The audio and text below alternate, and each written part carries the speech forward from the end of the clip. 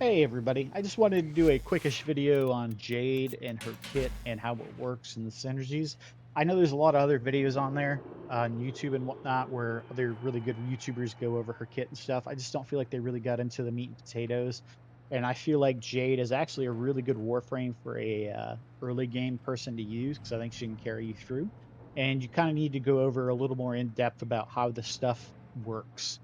So right off the bat, her stats are pretty good. She's got decent health pool, decent shields, really terrible armor, and a really small energy pool, especially for being a caster or at least a hybrid frame. So her passive, she has two aura slots, which is incredibly powerful throughout all of the game. You abuse that with coaction drift, for example, and it's really disgusting, man. Like it gets really good numbers. Her other part of her passive is the judgments. So her one applies judgments, and the primary fire from her glory on high also applies judgments. It applies a 50% damage vulnerability for 10 seconds, and that's kind of like if you want to just put it easily, it's like doing a 1.5x damage multiplier. It's not quite faction damage, but we'll get into that later. So for her first ability, it does a few things. It gives you a really gnarly health per second at about 20% and running a vitality mod. You're going to have about 1,000 health. You're going to heal about 200 health per second. And that scales with whatever the health pool is. So for certain missions like arbitrations, you can absolutely heal those NPCs. It doesn't work on defensive targets, for example. Um, but there's quite a few things that it will work on. Summons, for example, on-call crew, call, all those things. It works wonderfully for those, as well as your teammates, squad mates, things like that. So if you see a toxin proc heading your way, slap one of these bad boys down, and hopefully nobody dies. Um, the other thing it does is damage per second, and it's totally negligible, even at crazy high power strength. It just is not worthwhile. You can use it in ESO, for example, and it is actually pretty good there because it'll one or two tap them. But otherwise, it's really about applying the light's judgment and the heal. We'll get into more about the light's judgment interaction with her four in a minute. So her second and my favorite ability is Symphony of Mercy. This actually provides three separate buffs. Okay, and two of them, or I guess all three of them, really allow you to mod for Jade in different ways. So mathematically, behind the scenes for all things in the game, there's diminishing returns on all of them. That means that once you get to kind of a certain point, it's not quite as worthwhile to continue modding for those things. So, for example, Power of the Seven, that's your power strength buff. By default, it's 25%. So you get 25% power increase just by running that skill. The way that works is for her four, for example, you're going to snapshot that. So you put that buff Power 7 up before you enter her fourth, and you're going to snapshot whatever your bonus is, and it's going to add to the base damage, for example, of your glory. That's extremely powerful, and all these buffs do apply to teammates within range. So again, Power 7, very powerful, really good synergies that can happen with like Growing Power or the Grimoire buffs. They will buff the power you get from that. So with around, I think I typically run around 88% or 91% is what my base buff is. But when I've got Growing Power and my Grimoire buffs up, it hits 101%. So 100% power strength. That's incredibly powerful. Anyway, next up, Deathbringer. This is a base damage increase, meaning Serration, Hornet Strike, things like that. That's what it stacks with. It is not multiplicative like what Roar or Eclipse is.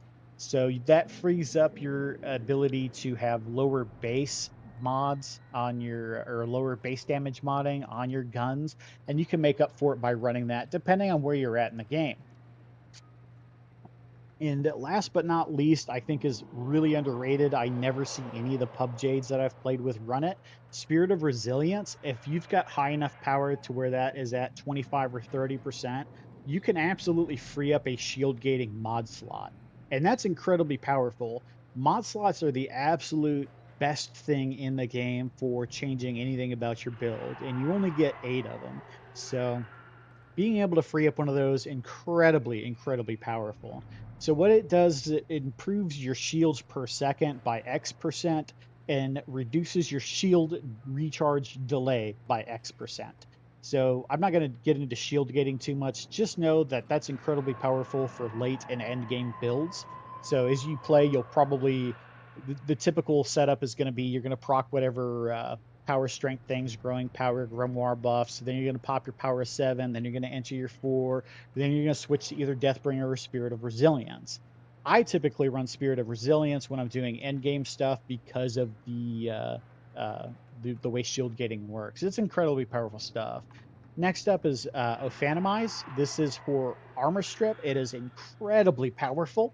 It scales with power strength, and it gets to really powerful levels. You can have it. I usually have it around 25 or 30%, meaning in about 3 or 4 seconds, whatever I'm fighting has no armor. It is a giant conal AoE that has a range that scales with your range.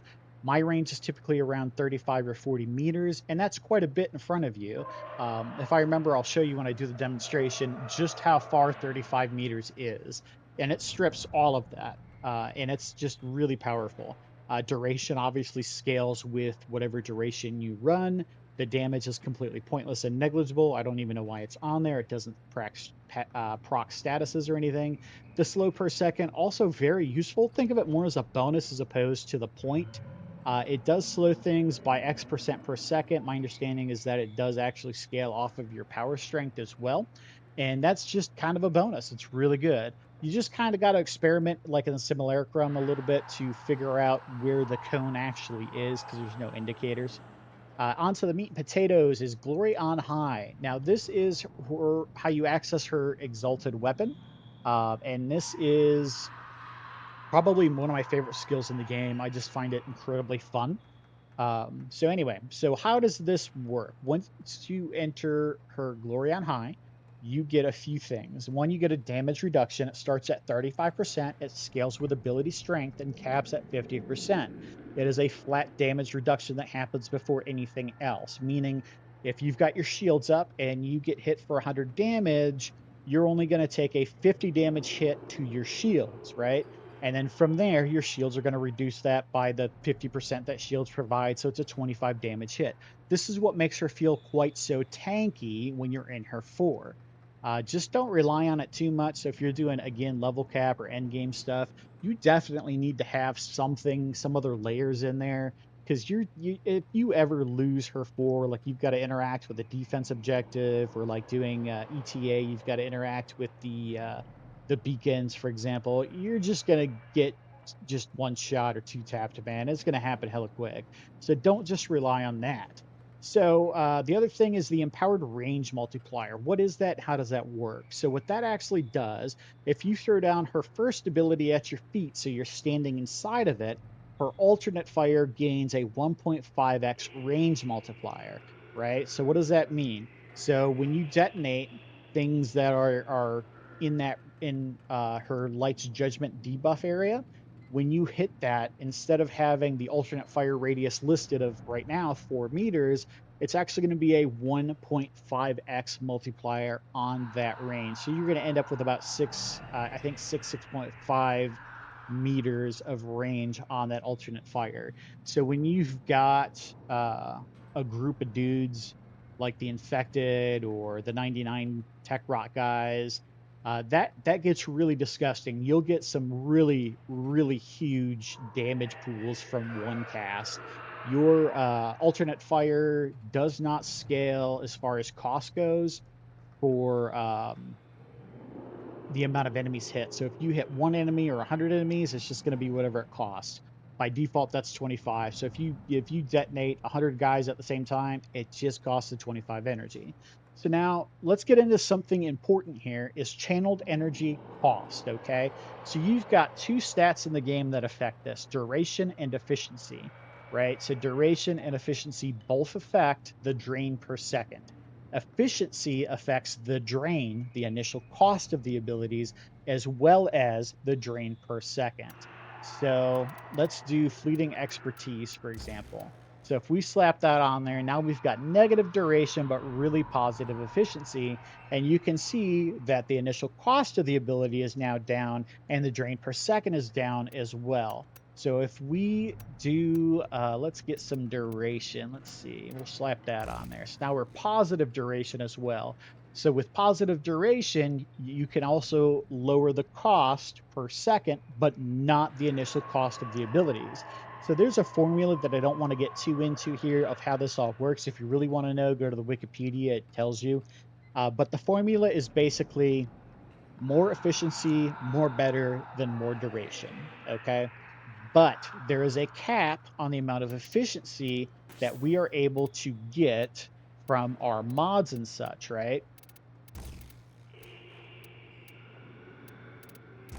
So we've got right now duration and efficiency. I'm just trying to show you some numbers. I was trying to get to it, but I guess I can't. So the cap at 5 is going to be 1.25. So you can't get below 1.25 energy per second um, for her glory on high. So what we can do for efficiency, so let's see. So you're going to see this number drop quite a bit on efficiency. If you run negative efficiency, though, you're going to see that cost go way up. So if we remove that and now we've got that, you're going to see that the cost per second has gone up. So we need to be able to balance somehow the energy cost per second of channeled abilities. And this isn't just for Jade, this is for everybody, right? So you can only get so much efficiency from mods. As you can see, there's a pretty slim pickings of efficiency. And this is by design, I think. They don't want you to have too much efficiency because it's an incredibly powerful stat. So if we stack what we have and we go uh, primed continuity is going to give, no, that's duration, sorry. All right, so that's pretty much it for ability efficiency, right? You can only stack about 50% efficiency, and that's still pretty good here, but that's because I've got duration shards on.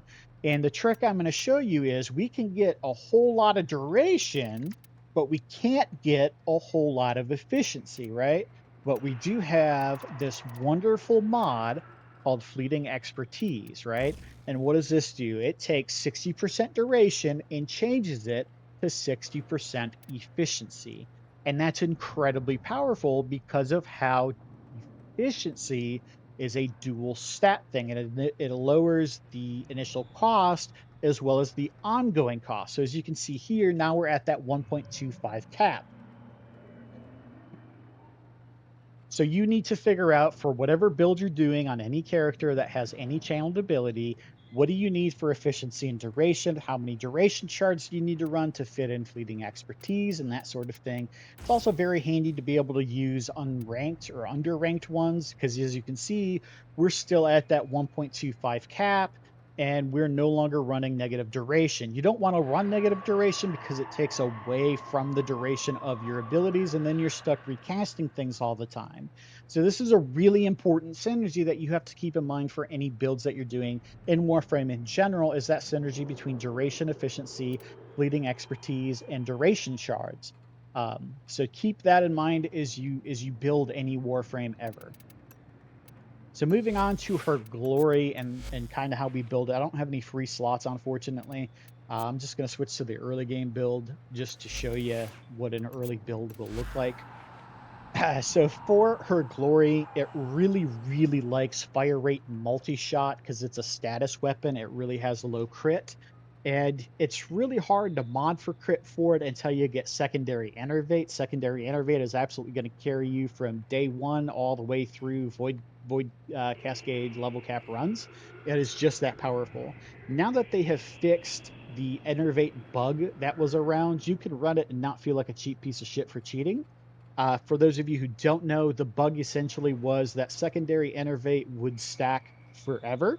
So that if you were the client in the game, not the host, but you joined and you had a 2, 3, or 4 next to your name, if you got 10 stacks of enervate, dropped your fourth, and re-entered it, you kept those 10 stacks and would start stacking another stack. And you would repeat that over and over, and you would just stack till you had like tier 10 red crits that would just one tap absolutely anything in the game. It was really broken, man, and I'm so glad they fixed it that so you can run this again. But anyway, so it's got a 15% base critical chance. That puts you at about 45. You need 40, what is it, 300% critical chance additive to get 45% flat crit. So what do I mean by that? So if we go with Cascadia Overcharge, 300% additive critical chance, right? Not flat crit. If that is equivalent to 45% flat crit with its 300% is fully up. So Arcane Hot Shot is about equal on Jade to Arcane Avenger. But anyway, so there's a lot of different ways to be able to build this guy, and it really depends on the build you're going with. So like I have a Zada's Whisper build that I'll run, and I like to run Blast and Corrosive because it hits pretty hard, but it also has that blast proc. And I don't want to get into the weeds, but Zada's and Blast is just crazy good. For Nourish, I like to run Heat and Corrosive. Because Nourish adds that viral stack to it. It's just incredibly powerful. And that's really it for Glory. The last thing I wanted to show you is this chart for her damage vulnerability versus Helminthed Nourish. Okay. So what this chart is showing is that at about 110% ability strength, Nourish is going to make you do more damage than what that damage vulnerability is going to do. So it depends on, again, what you're playing and how you're playing it. So if you run Nourish, for example, I'm going to show you my Nourish build if I can get to it. Yeah, there it is. So for my Nourish build, this is what I run. And why don't I run Equilibrium or anything like that? Because Nourish takes care of all of that for you. With Nourish, you've got that almost 3x multiplier on energy. So if you pick up a 50 energy orb, it's going to be worth closer to 135-ish energy at this point. So you don't need to run Equilibrium on any of that. Now, why do I use Nourish over her one? Again, going back to that chart, because especially at about 300% power strength on buffed, it's going to be worth a hell of a lot more because on buffed, again, it's worth, let's see, 134%. So let's see if we get some of our buffs going. I have the wrong thing on. Let me put my right gear on real quick.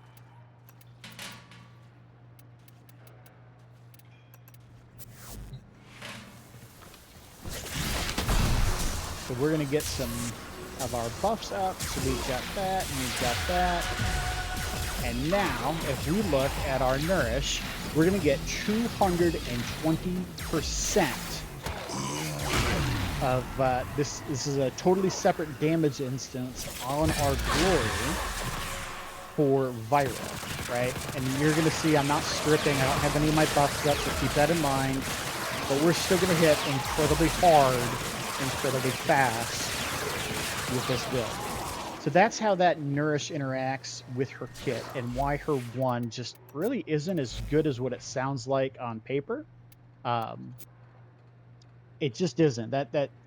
If you need the utility for the healing, like cool, man. Like if you really play with her alt fire, hey, cool, I get that too.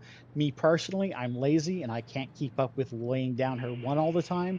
A lot of times with the puppies I play with, they don't give me the time to lay down my one, and it just doesn't really work real well. With Nourish, however, you just kind of go, man. It just kind of works.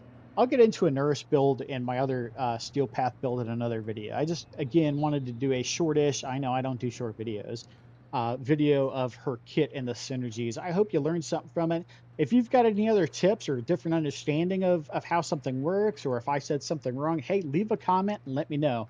Appreciate you guys. Check in on your friends.